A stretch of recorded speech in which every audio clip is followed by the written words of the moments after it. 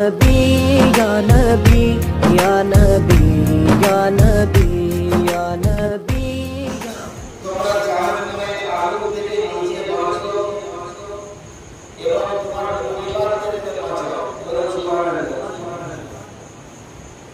মানে এমন পয়দা তুমি নিচে করো না যে কর্মের কারণে তুমি জাহান্নামে হবে, তোমার পরিবারভুক্ত মানুষদেরকে এমন পয়দা করতে দিও না বা করতে গেলে বাধা প্রদান করো যাতে করে তারা জাহান্নামে না হয়ে যায়। এই জাহান্নামের আগুন থেকে আল্লাহ আমাদের নিজেকে বাঁচতে বলছে এবং আমাদের পরিবারের মানুষদেরকে বাঁচাতে বলছে। সুফিয়ানে কেরাম মুফাসসিরিন হযরতরা এই আয়াতের তাফসীরে বলছে তুমি সিরাতুল মুস্তাকিমে চলো, অর্থাৎ সঠিক পথে চলো, তাহলে তুমি জাহান্নামের আগুন থেকে বেঁচে যাবে। আর তোমার অধীনস্থ পরিবারস্থ যারা মানুষ, তোমার ভাই, তোমার বোন, তোমার স্ত্রী, তোমার ছেলে, তোমার মেয়ে, তাদেরকেও সিরাতুল মুস্তাকিম তথা সিধা রাস্তায় পরিচালিত করো যাতে তারাও জাহান্নামের আগুন থেকে বেঁচে যায়। সেই জাহান্নামের আগুন থেকে বাঁচার পথ সেটা হচ্ছে আহলে সুন্নাত ওয়াল জামাত। সুবহানাল্লাহ। আমরা চালু কথায় যেটা বলি সুন্নতি জামাত, আহলে সুন্নাত ওয়াল জামাত এটা যে জান্নাতি দল, এটা যে মুক্তিপ্রাপ্ত দল, আমার দয়াল নবীর হাদিস থেকে প্রমাণিত। যখন আমার রাসূল পাক তার নূরের জবানে বলেছিলেন যে আমার উম্মতরা 73 দলে ভাগ হবে, কুল্লুহুম ফিন্নার, সবাই জাহান্নামী হয়ে যাবে, ইল্লা মিল্লাতা ওয়াহিদা, একটা দল ছাড়া। সাহাবা হুজুর নবী বলছেন মাইয়া ইয়া রাসূলুল্লাহ, ইয়া রাসূলুল্লাহ সেই দলটা কি, সেই দলটা কারা? যারা নাজাত পাবে। রাসূল বলেন মা আনা আলাইহি ওয়া আসহাবি। আমরা জোরে বলি সুবহানাল্লাহ। অর্থাৎ যার উপর আমি নবী কায়েম আছি এবং আমার সাহাবারা আছে, জোরে বলি সুবহানাল্লাহ। এবার নবী যার উপর কায়েম দেবেন সেটা সুন্নাত, আমাদের জন্য সেটা কি? সুন্নাত। আর সাহাবাদের জামাত, সাহাবাদের এখানে কিন্তু আহলে বাইতের কথা বলেননি, সাহাবাদের কথা বলেছে। কেন? হার আহলে বাইত সাহাবী, কিন্তু হার সাহাবী আহলে বাইত নয়। প্রত্যেকটা আহলে বাইত কিন্তু তার একদিক থেকে যেমন আহলে বাইত, অপর দিক থেকে যেমন সাহাবী, কিন্তু প্রত্যেকটা সাহাবী কিন্তু আহলে বাইত নয়। এই জন্য নবীজি যদি শুধু আহলে বাইতের কথা বলেন সাহাবারা কনফিউজ হয়ে যাবে। নবী আর সাহাবী বলে আহলে বাইত এবং সাহাবা সবকে জড়িয়ে দিয়েছেন। তো নবী যার উপরে যেটা সুন্নাত আর সাহাবাদের জামাত, তাহলে সুন্নাত ওয়াল জামাত। এই মুক্তিপ্রাপ্ত দল আহলে সুন্নাত ওয়াল জামাত। বুঝতে পেরেছেন? এই জন্য বাবা আমি মাওলানা বসির চিশতি জেলায় জেলায় যেখানে জালসা করতে যায় মানুষকে উদ্দার আহ্বান জানান, তোমরা পীর হও, ফকির হও, মুরিদ হও, নামাজি হও, রোজাদার হও, হাফেজ হও, কারি হও, মওলানা হও, মৌলভী হও, বক্তা হও, যাই হও, তোমাকে টানাটানি শুরু নিয়ে গেছে। বুঝতে বলো শিয়া হলে চলবে না, রাজি হলে চলবে না, জামাত ইসলাম হলে চলবে না, তাবলীগ জামাত হলে চলবে না, লাল মাযহাবী হলে চলবে না, এই সমস্ত আকিদাবাদী দল হলে চলবে না। তোমাকে টানাটানি শুরু নিয়ে যাবে। আমার দাদা পীরগোল্লা বাংলার গুলো বলছিলেন যার ওয়াজি তখনকার দিনে এরকম মাইক ছিল না, হুজুর কেবলার শুনেছি হাজার হাজার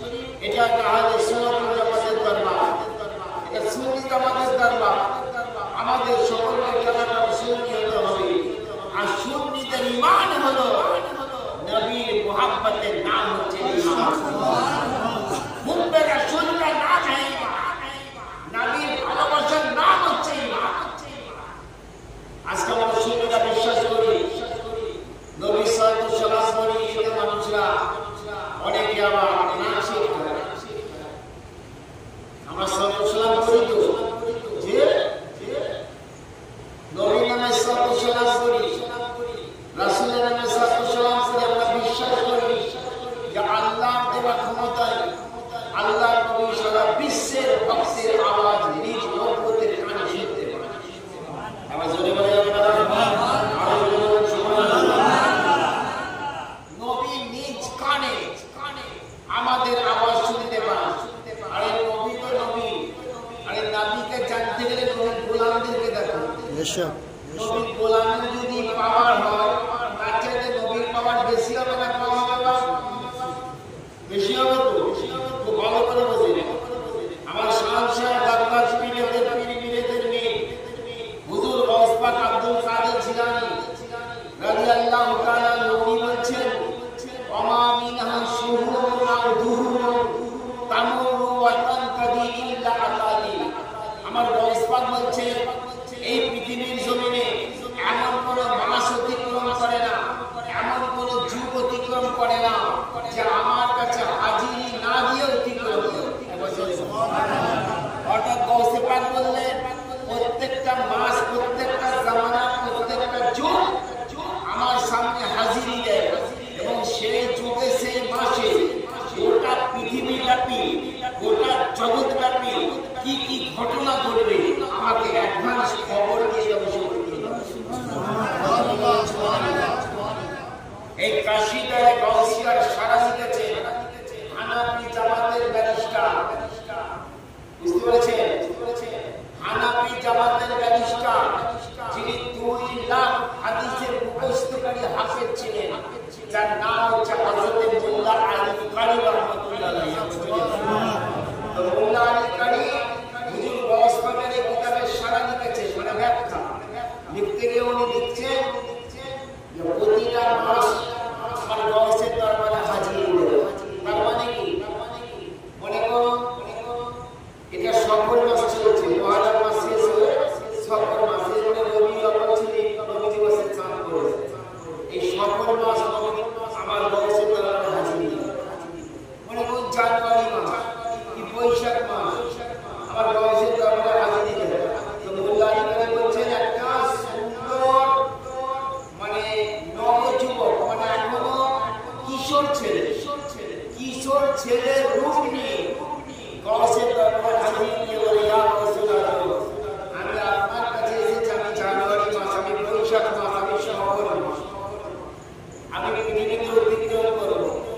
গোটা পৃথিবীতে এই মাসে কি বলবে?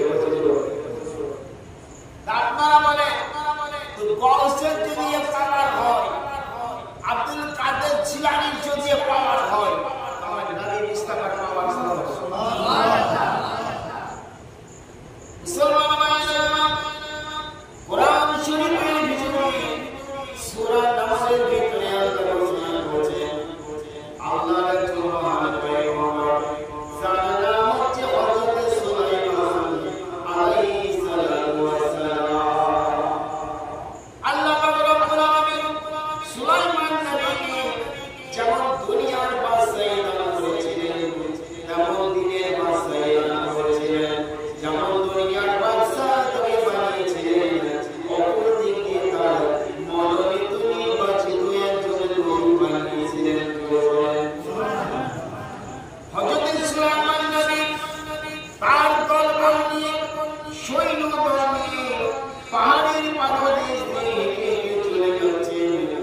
বাবা এখানে সুলাইমান নবী আছেন আপনার 3.5 মাইল দূরেতে, অর্থাৎ আপনার প্রায় 5 থেকে 6 কিলোমিটার দূরে কতগুলো পিঁপড়ে সারি সারি দিয়ে পথ চলছিল। আর ওই পথ দিয়ে সুলাইমান নবী এবং তার সৈন্যদলেরা যাবে।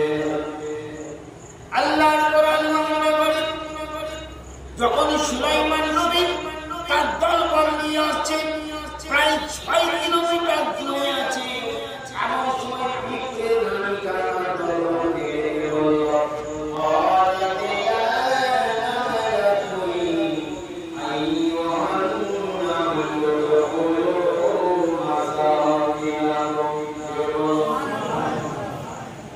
বিপ্লব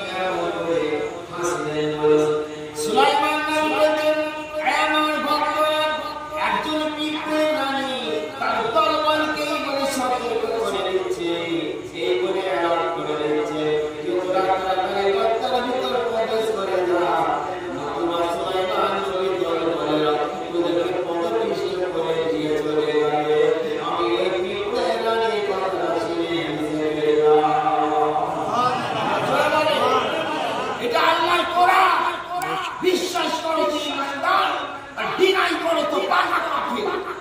আপনারা বলেন সুলাইমান নবী 6 কিলোমিটার দূর থেকে যদি সূক্ষ্ম পিঁপড়ের আওয়াজকে শুনতে পারে, তো যিনি নবীদের বাদশা, যিনি রাসূলদের বাদশা, সাইয়্যিদুল মুরসালিন, আমাদের জানের জান নবী প্রাণের রাসূল মুস্তাফা জানের রহমান সাল্লাল্লাহু আলাইহি ওয়াসাল্লাম, তিনি মদিনার জমিন থেকে সারা বিশ্বের ভক্তের আওয়াজ